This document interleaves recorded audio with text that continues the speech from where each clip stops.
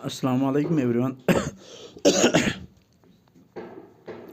अस्सलाम वालेकुम everyone. I hope आप सब अच्छे से होंगे। A very warm welcome to my YouTube channel. Today we will discuss about the topic Jammu and Kashmir organisation act 2019। Important है, एक या दो क्वेश्चन हर एग्ज़ाम में पूछे जाते हैं। क्योंकि ये काफ़ी लेंथी टॉपिक है तो इसमें हम वही पॉइंट लेके आए हैं जो एग्ज़ाम पॉइंट ऑफ व्यू से इम्पोर्टेंट है।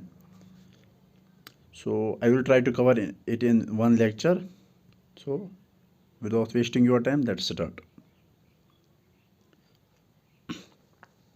Jammu and Kashmir organisation act 2019, जो जम्मू कश्मीर ऑर्गेनाइजेशन एक्ट 2019 है, ये एक एक्ट है पार्लियामेंट का, जिसमें जो जम्मू कश्मीर स्टेट है इसको डिवाइड किया गया है 2 यूटीज़ में, Jammu and Kashmir UT, Ladakh UT. ठीक है।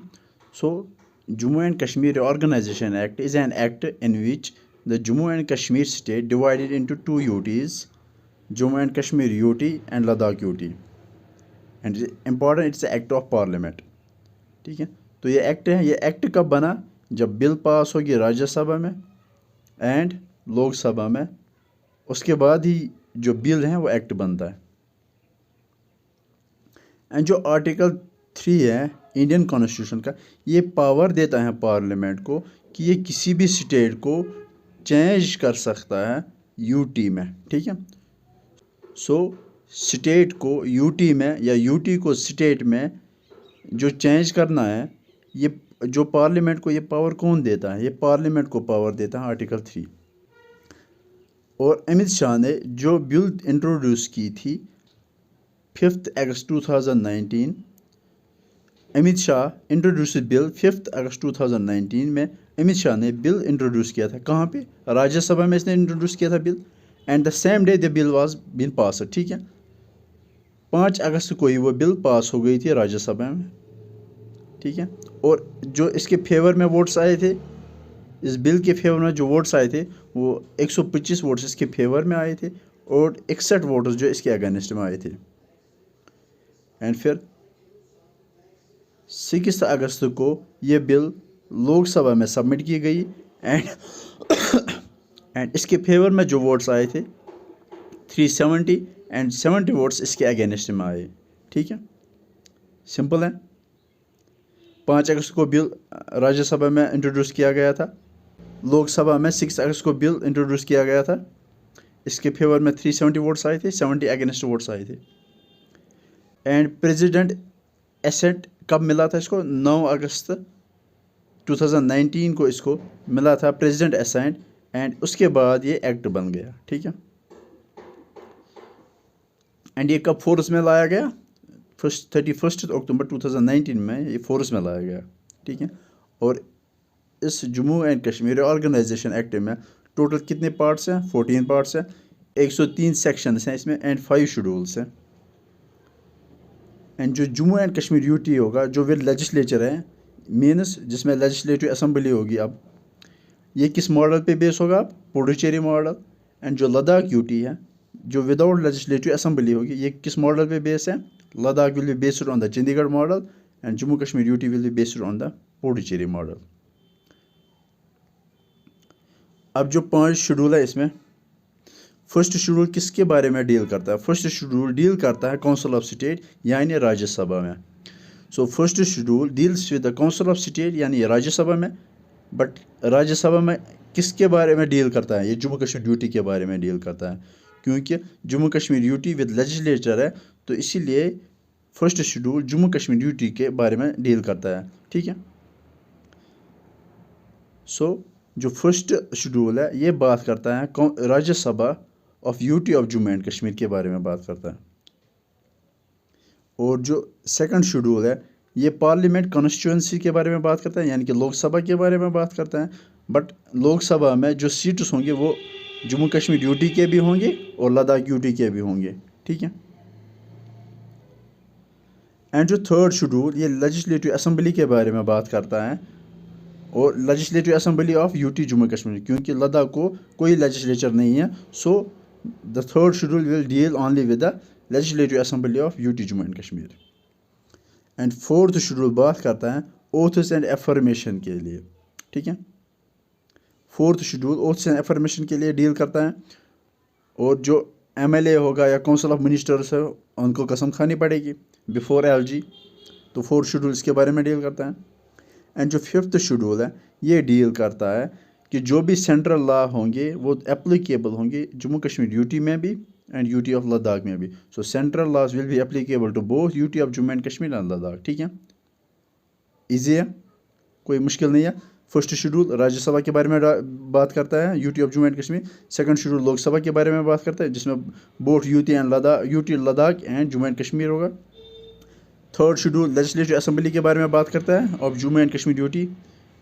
एंड फोर्थ शेड्यूल बात करता है ओथ्स एंड एफर्मेशन के बारे में of member of legislative assembly council of states जो भी होंगे before LG। And fifth schedule बात करता है जो भी सेंट्रल लॉ होंगे वो एप्लीकेबल होंगे both UT of Jammu and Kashmir and Ladakh. अब जिसमें 14 पार्ट्स हैं वो पढ़ते हैं। अब पार्ट फर्स्ट बात करता है प्रीलिमिनरी के बारे में जिसमें टोटल 2 सेक्शंस होंगे, first and second. And part 2 बात करता है एंड पार्ट 2 किसके बारे में डील करता है? पार्ट 2 डील करता है with reorganisation of state Jammu and Kashmir. ठीक है, सो पार्ट 1 प्रीलिमिनरी के बारे में डील करता है, part 2 reorganisation of state Jammu Kashmir and 3 से 7 तक इसमें सेक्शंस होंगे। पार्ट 3 बात करता है रिप्रेजेंटेशन ऑफ लेजिस्लेचर्स। सो 8 से 57 जो सेक्शंस हैं वो पार्ट 3 में आते हैं। टोटल 103 सेक्शंस हैं। सो मैक्सिमम जो पार्ट्स हैं, जो मैक्सिमम सेशन है वो हमें पार्ट 3 में मिलते हैं। सो ये इंपॉर्टेंट बनता है एग्जाम पॉइंट ऑफ व्यू से। एंड जो पार्ट 4 डील करता है जो administration of UT of Ladakh है उसके बारे में डील करता है, और जो इसके लिए सिर्फ सेक्शन 58 है। Means section 58 deals with the administration of UT and Ladakh. And जो पार्ट 5 है ये डील करता है डिलिमिटेशन ऑफ कॉन्स्टिट्यूंसीज। ठीक है, और इसमें कितने सेक्शंस हैं? 59 से 64 तक इसमें सेक्शंस हैं। एंड जो पार्ट 6 है ये डील करता है SCs एंड STs के बारे में। सो 65 एंड 66 सेक्शंस है। 65 डील करता है विद SCs के बारे में, 66 डील करता है विद STs के बारे में। जो पार्ट 7 है ये डील करता है मिसलेनियस एंड ट्रांजिशनल प्रोविजंस के बारे में जिसमें 67 टू 74 सेक्शंस हैं। एंड इम्पॉर्टेंट है पार्ट 8, ये किसके बारे में डील करता है? हाई कोर्ट, और इसमें 75 टू 78 सेक्शंस हैं। एंड जो पार्ट 9 है ये डील करता है advocate general of UT of Jammu and Kashmir. So section 79 deals with the advocate general of UT of Jammu and Kashmir. ये डील करता है कि जो एडवोकेट जनरल है इसकी क्वालिफिकेशन क्या होगी। ठीक है, पार्ट 10 डील करता है जो एक्सपेंडिचर होगा या डिस्ट्रीब्यूशन ऑफ रेवेन्यूज है इसके बारे में बात करता है। 80 से 83 तक इसमें आते हैं। एंड जो पार्ट 11 है ये डील करता है जो एसेट्स और लायबिलिटीज़ होंगे उसके बारे में डील करता है। इसमें ओनली सेक्शन है 84। सो अगर आपसे पूछा जाएगा सेक्शन 84 किसके बारे में डील करता है? सिंपल एसेट्स एंड लायबिलिटीज़ के बारे में डील करता है। और ये कौन सा पार्ट है? पार्ट 11 है। एंड जो पार्ट 12 है ये डील करता है प्रोविजंस टू सर्टेन कॉरपोरेशन और एनी अदर। ठीक है, जो भी यहाँ पे कॉरपोरेशन होगी, गवर्नमेंट कॉरपोरेशन, जो भी यहाँ पे इंडस्ट्रीज़ होंगी उनके बारे में बात करते हैं पार्ट 12। ठीक है, क्या इसमें 85 से 87 तक आते हैं। जो पार्ट 13 है ये डील करता है प्रोविजन एज टू सर्विसेज, जो भी सर्विसेज रिलेटेड प्रोविजंस होंगे उनके बारे में डील करता है पार्ट 13 88 से 93 तक। जो पार्ट 14 है ये डील करता है मिसलेनियस प्रोविजंस के लिए, जो डील करता है वो पार्ट 14 है। अब इसको याद रखने के लिए एक ट्रिक है, प्राड्स में हॉल है। आप समझो प्राड्स एक जगह है जहाँ पे एक हॉल है, बड़ा हॉल है। ठीक है, अब इसको समझते हैं हम।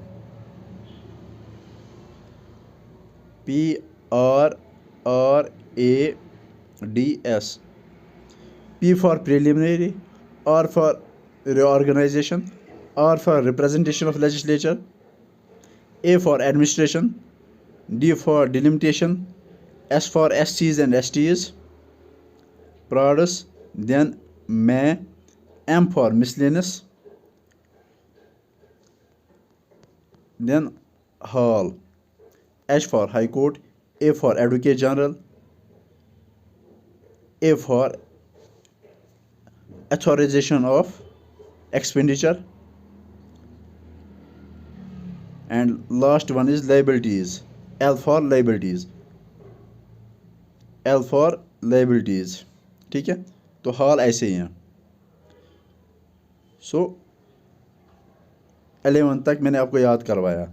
इसके लिए ट्रिक है, प्रोडक्ट्स में हाल है, हाल हैं का कोई मतलब नहीं है।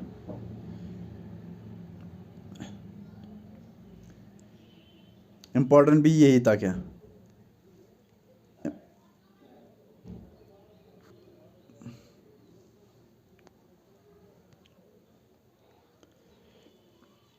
अब सेक्शंस पढ़ते हैं।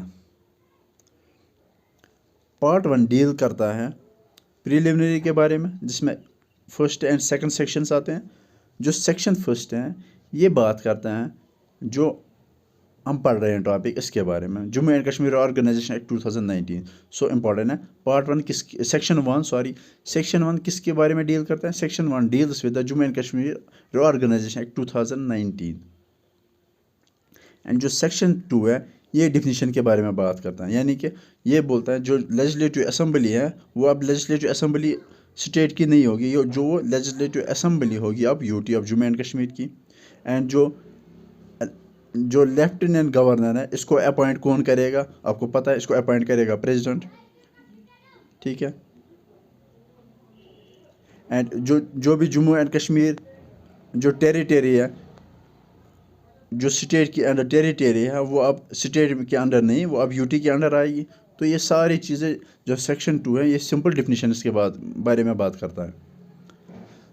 पार्ट 2 है जो reorganisation of state Jammu and Kashmir है उसके बारे में डील करता है। इसमें कितने सेक्शंस हैं? 3 से 7 तक इसमें सेक्शंस हैं। ठीक है। एंड जो इसमें सेक्शन 3 है ये बात करता है कि जो यूटी है ऑफ लद्दाख, जो यूटी ऑफ लद्दाख है ये विदाउट लेजिस्लेचर है। Legislature means legislative assembly, that means वहाँ पे कोई इलेक्शन नहीं होगा, वहाँ पे कोई अपना सीएम नहीं होगा। ठीक है। और जो सेक्शन 4 है ये बात करता है कि UT of Jammu and Kashmir with legislature, यानी कि लेजिस्लेटिव असेंबली। सो सेक्शन 3 किसके बारे में डील करता है? UT of Ladakh without legislature. Section 4 deal करता है UT of Jammu and Kashmir with legislature. And section 5 deal करता है जो government of state, governor of state है, ये रिप्लेस किया जाएगा अब lieutenant governor of UT of Ladakh and Jammu and Kashmir. ठीक है। सो सिंपल है। सेक्शन 5 किसके बारे में डील करता है? जो गवर्नर होगा वो अब गवर्नर नहीं होगा, वो अब लेफ्टिनेंट गवर्नर होगा UT of Ladakh and Jammu Kashmir के लिए। और इस जो एलटी गवर्नर है इसको अपॉइंट कौन करेगा? इसको अपॉइंट करेगा प्रेसिडेंट। एंड जो सेक्शन 6 है ये डील करता है जो भी अमेंडमेंट होगी फर्स्ट शेड्यूल में, जो इंडियन कॉन्स्टिट्यूशन का फर्स्ट शेड्यूल है उसमें अमेंडमेंट होगी। क्या अमेंडमेंट होगी?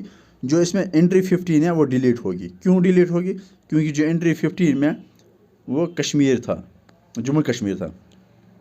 So entry 15 was for Jammu and Kashmir state. ठीक है। तो entry 15 Jammu and Kashmir state के लिए था पहले, अब वो एंट्री डिलीट किया जाएगा। एंड जम्मू एंड कश्मीर को अब यूटी लिस्ट में कौन से एंट्री में ऐड किया जाएगा? 8 एंट्री में। एंड यूटी ऑफ लद्दाख को कौन से एंट्री में ऐड किया गया? लद्दाख 9। सिंपल। एंट्री 15 डिलीट किया जाएगा एंड जम्मू कश्मीर यूटी को यूटी लिस्ट में 8th नंबर पे लाया जाएगा, 8th नंबर पे एंट्री की जाएगी। एंड जम्मू कश्मीर लद्दाख को 9th नंबर पे एंट्री किया जाएगा। ठीक है। फर्स्ट शेड्यूल ही बात करता है, जो इंडियन कॉन्स्टिट्यूशन का फर्स्ट शेड्यूल है ये बात करता है कि name of the states and UTs के बारे में बात करता है first schedule of Indian constitution. Section 7 है ये बोलता है कि जो जम्मू एंड कश्मीर के पास पावर होगी, कि जम्मू एंड कश्मीर जो यूटी है अब इसके पास फिर भी पावर है। क्या पावर है इसके पास? जम्मू एंड कश्मीर गवर्नमेंट के पास ये पावर है कि ये किसी भी जगह का, किसी भी एरिया का नाम चेंज कर सकता है विद इन टेरिटरी। ठीक है। एंड जो पार्ट 3 है, जो इम्पोर्टेंट पार्ट है, रिप्रेजेंटेशन इन द लेजिस्लेचर, 8 से 57 तक इसमें सेक्शंस आते हैं। एंड इसमें जो 8 और 9 सेक्शन है वो काउंसिल ऑफ स्टेट यानी कि राज्यसभा के बारे में बात करता है। एंड जो सेक्शन 8 है ये बोल रहा है कि फोर्थ शेड्यूल में अमेंडमेंट करना है। क्या अमेंडमेंट करना है? फोर्थ शेड्यूल में अमेंडमेंट करना है। एंट्री फोर्थ शेड्यूल में अमेंडमेंट करना है। क्या अमेंडमेंट करना है? एंट्री 21 को वहाँ से डिलीट करना है एंड एंट्री 31 को ऐड करना है यूटी लिस्ट में। ठीक है। सो जो जम्मू कश्मीर स्टेट का जो एंट्री था फोर्थ शेड्यूल में 21 था, अब उसको वहाँ से डिलीट करके एंट्री 31 को ऐड किया जाएगा फॉर जम्मू कश्मीर यूटी के लिए। ठीक है। फोर्थ शेड्यूल किसके बारे में डील करता है? राज्यसभा के बारे में डील करता है। एंड जो सेक्शन 9 है पार्ट 1 है ये बोलता है जो जम्मू कश्मीर के तरफ से 4 मेंबर ऑफ सीट्स होंगे किसके लिए? राज्यसभा के लिए। ठीक है। तो राज्यसभा के लिए कितने सीट्स होंगे? 4 सीट्स। इंपॉर्टेंट है।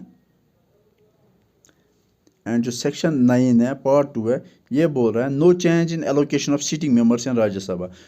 इनको ये नहीं कहा जाएगा कि जम्मू कश्मीर स्टेट है अब यूटी बन गई तो अब आपकी छुट्टियाँ, अब आपको यहाँ कोई काम नहीं है।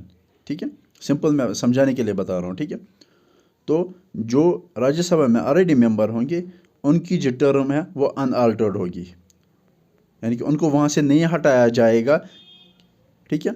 उनको ये नहीं हटाया जाएगा वहाँ से कि अब जम्मू कश्मीर स्टेट है वो अब यूटी में चेंज हो गया तो आपको यहाँ से हटा दिया जाएगा। नहीं, ऐसा नहीं होगा। अब जो सेक्शन 10, 11 और 12 है ये डील करते हैं लोकसभा के बारे में। सेक्शन 10 किसके बारे में डील करता है? लोकसभा के बारे में डील करता है। अब जो सेक्शन 10 है ये बोलता है जो जम्मू एंड कश्मीर यूटी की तरफ से जम्मू एंड कश्मीर जो लोकसभा की तरफ से सीट्स होंगे जम्मू एंड कश्मीर को वो 5 सीट्स होंगे। एंड लोकसभा में जम्मू कश्मीर को कितने सीट्स होंगे? 5 सीट्स होंगे। और लद्दाख को 1 सीट होगी लोकसभा के लिए। ठीक है। सेक्शन 11 पार्ट 2 है। ठीक है। सेक्शन 11 पार्ट 2 बोलता है जो इलेक्शन कमीशन है वो कंडक्ट करेगा इलेक्शन किसके लिए? तो लोकसभा के लिए। तो इलेक्शन कमीशन कंडक्ट करेगा इलेक्शन लोकसभा के लिए। Both UT of Ladakh and Jammu and Kashmir के लिए इलेक्शन कमीशन कंडक्ट करेगा इलेक्शन। ठीक है। सेक्शन 13 इंपॉर्टेंट सेक्शन है। सेक्शन 13 बोलता है जो आर्टिकल 239A है, ए मतलब अमेंडमेंट, जो आर्टिकल 239A है ये अप्लाई होगा जम्मू एंड कश्मीर यूटी पे। ठीक है। ये आर्टिकल जो 239 है ये कहाँ पे अप्लाई होता था? ये पहले अप्लाई होता था यूटी पुडुचेरी में। अब ये सेम आर्टिकल 239A अप्लाई होगा जम्मू एंड कश्मीर यूटी पे भी। इम्पॉर्टेंट है। Section 14(1) deals with the appointment of LG. इसको कौन अपॉइंट करेगा? By president. कौन से आर्टिकल के अंदर? Under 239 article. सेक्शन 14 पार्ट 2 किसके बारे में डील करता है? ये डील करता है जो यूटी होगी विद लेजिस्लेटिव असेंबली होगी ये यूनिकैमरलिज्म होगी। यूनिकैमरलिज्म मतलब सिंपल जो यहाँ पे होगी अब ओनली लेजिस्लेटिव असेंबली होगी, लेजिस्लेटिव काउंसिल यहाँ पे नहीं होगी। इम्पॉर्टेंट है। सो जो जम्मू कश्मीर का मॉडल होगा वो यूनी मॉडल होगा। That means only legislative assembly होगी, यहाँ पे कोई लेजिस्लेटिव काउंसिल नहीं होगी। ठीक है।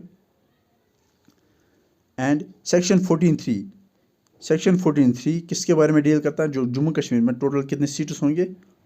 114 सीट्स होंगे टोटल। ये सेक्शन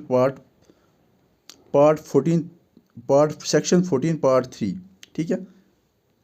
एंड जो ये पार्ट 4 है यहाँ पे जो सेक्शन 4 है पार्ट 4 है ये किसके बारे में डील कर रहा है? जो वैकेंट सीट्स होंगे 24 किन के लिए? पाक ऑक्यूपाइड कश्मीर। जो पाक ऑक्यूपाइड कश्मीर उनके लिए कितने वैकेंट सीट्स होंगे? 24। ये कौन सा सेक्शन डील करता है? 14 सेक्शन डील करता है और इसके पार्ट 4। और टोटल 114 है उसमें से 24 पीओके के लिए वैकेंट हैं। तो टोटल जो सीट्स होंगे फॉर जम्मू कश्मीर यूटी के लिए वो 90 होंगे।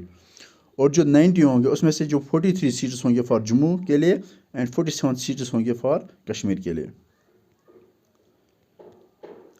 एंड जो पार्ट 14(6) सेक्शन 14(6) पार्ट ये किसके बारे में डील करता है? जो एससी और एसटी हैं उनके लिए जो सीट्स रिजर्व होंगे उनके बारे में डील करता है सेक्शन 14। इंपॉर्टेंट है। Section 14 part 6 deals with the SC and STs.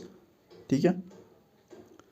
And जो सेक्शन 14 पार्ट 7 ये किसके बारे में डील कर रहा है? जो सीट्स होंगे for number of seats for SCs और STs के लिए होंगे ये in accordance with their population.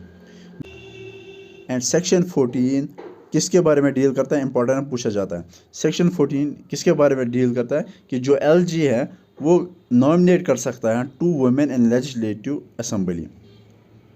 ठीक है, section 15 LG can nominate 2 women in legislative assembly. Section 16 deal करता है जो क्वालिफिकेशन ऑफ MLA होगी वो क्या होगी, एंड मिनिमम एज 25 ईयर्स होगी। ठीक है, so section 16 deals with the qualification of MLA। And section 17 जो लेजिस्लेटिव असेंबली हो उसका टाइम पीरियड जो होगा वो कितने साल का? 5 ईयर्स का। सिंपल है कि सेक्शन 17 जो लेजिस्लेटिव असेंबली का जो टाइम पीरियड होगा वो 5 साल होगा। ठीक है, पहले before Jammu and Kashmir reorganisation act 2019 जो ये लेजिस्लेटिव असेंबली का टाइम पीरियड था वो 6 ईयर्स था, अब 5 साल है। एंड सेक्शन 24 किसके बारे में डील करता है? Oaths and affirmations by MLA। Section 24 oaths and affirmation के बारे में डील करेगा। ठीक है, और ओथ्स एंड अफर्मेशन जो MLAs होंगे, काउंसिल ऑफ स्टेट्स होंगे, जो वो कसम खाएंगे किसके सामने? LG के सामने। सेक्शन 27 किसके बारे में डील करता है? जो MLA होगा इसकी डिस्क्वालिफिकेशन जो डिस्क्वालिफिकेशन ऑफ MLA है उसके बारे में जो डील करता है वो सेक्शन 27 है। एंड सेक्शन 31 डील करता है विद सैलरीज के लिए and allowance members. Simple, section 31 deals with salaries. ठीक है, एंड जो सेक्शन 32 है ये इंपॉर्टेंट है।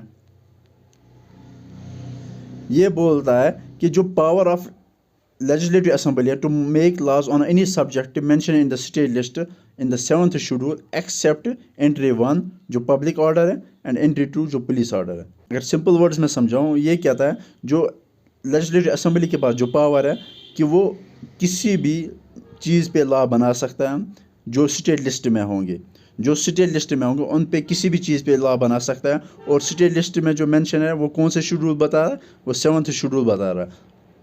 सो 7th शेड्यूल बोल रहा है जो स्टेट लिस्ट में जो भी चीज़ें मेंशन है उस पे जो पावर होगा legislative assembly of Jammu Kashmir का होगा। ठीक है, बट जो पब्लिक ऑर्डर है और पुलिस ऑर्डर है उन पे लेजिस्लेटिव असेंबली का कोई कंट्रोल नहीं होगा। ठीक है, सिंपल, पुलिस जो होगी यहाँ पे वो अंडर सेंट्रल गवर्नमेंट के होगी। ठीक है, एंड सेक्शन 36 किसके बारे में डील करता है? ये बोलता है जो स्पेशल प्रोविजन होगी विद द फाइनेंशियल बिल्स, जो फाइनेंशियल बिल्स होंगे उनके बारे में डील करता है सेक्शन 36। एंड सेक्शन 41 इम्पॉर्टेंट कि जो हमारी एनुअल फाइनेंशियल स्टेटमेंट यानी कि इसे बजट बोला जाता है, जो एनुअल फाइनेंशियल स्टेटमेंट है उसके बारे में डील करता है सेक्शन 41।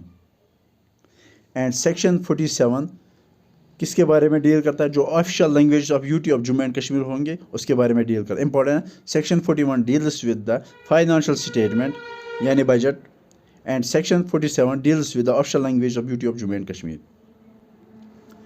एंड सेक्शन 53 ये किसके बारे में डील कर? जो काउंसिल ऑफ मिनिस्टर्स होंगे वो नॉट मोर देन 10% होंगे। जो यहाँ के काउंसिल ऑफ मिनिस्टर्स होंगे वो 10% से ज़्यादा नहीं हो सकते ऑफ लेजिस्लेटिव असेंबली। जो लेजिस्लेटिव असेंबली में हमारे पास जो टोटल सीट्स हैं उसमें से जो 10% से ज़्यादा काउंसिल ऑफ मिनिस्टर्स नहीं होंगे। ठीक है, इंपॉर्टेंट है, ये भी पूछा जाता है कि council of states should not be more than 10%। ठीक है, जो सेक्शन 54 है किसके बारे में डील करता है? कि CM should be appointed by LG।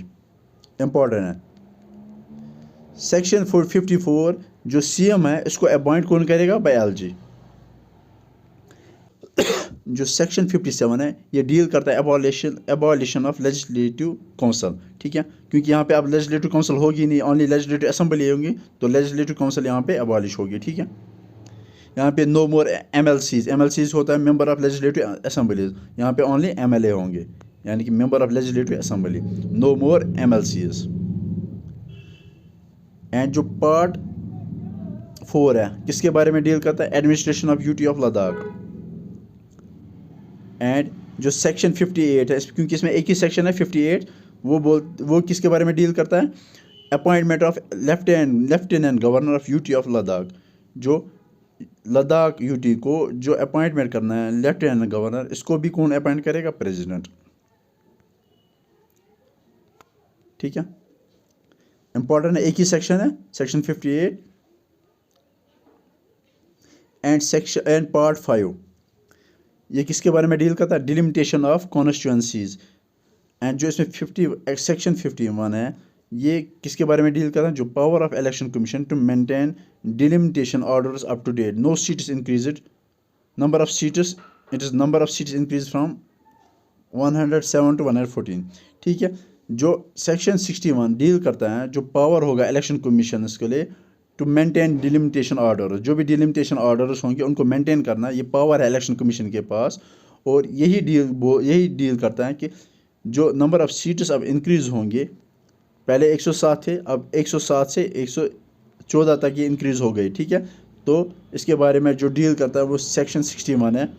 सो हाँ, ये भी पूछा जाता है कि 107 पहले सीट्स थे, अब 107 है, तो टोटल कितने सीट्स इंक्रीज़ हो गए, अब 7। एंड पार्ट 6 किसके बारे में डील करता है, SCs एंड STs के बारे में।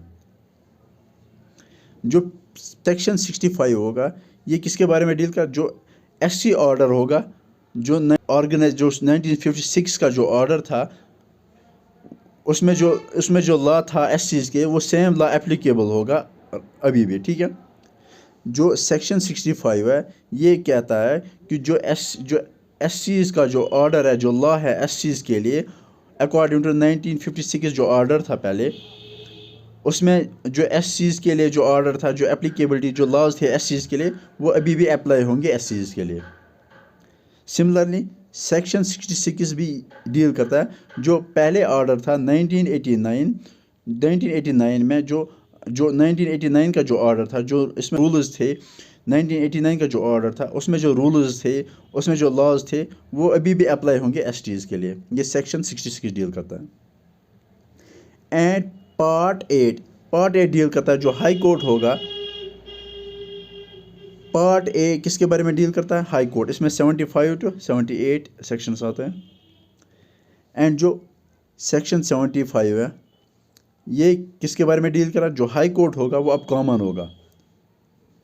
इंपॉर्टेंट है, section 77 deals with the high court of Jammu and Kashmir should be common for both Jammu Kashmir, UT and Ladakh. And जो पार्ट 9 है, ये डील करता है, जो एडवोकेट जनरल ऑफ यूटी होगा जम्मू कश्मीर का। सो पार्ट 9 डील करता है, यानी कि सेक्शन, इसमें एक ही सेक्शन है 79। It means section 79 deals with the advocate general of UT Jammu and Kashmir. ठीक है, इंपॉर्टेंट है, सेक्शन 79 इंपॉर्टेंट है। किसके बारे में डील करता है, advocate general of UT Jammu and Kashmir, उसके पास क्या क्वालिफिकेशन होगी। ठीक है, एंड सेक्शन 14 मिसलिनियस प्रोविजन है, इसमें 94 से 103 तक है। बस जो इंपॉर्टेंट है मैं वही लेके आया हूँ। सेक्शन 94 जो स्टेट ऑर्गेनाइजेशन एक्ट 1956 जो था, उसमें जो सेक्शन 15 था, ये सेक्शन 94 डील करता है कि उसमें जम्मू कश्मीर स्टेट को चेंज करके जम्मू कश्मीर यूटी में चेंज करना है।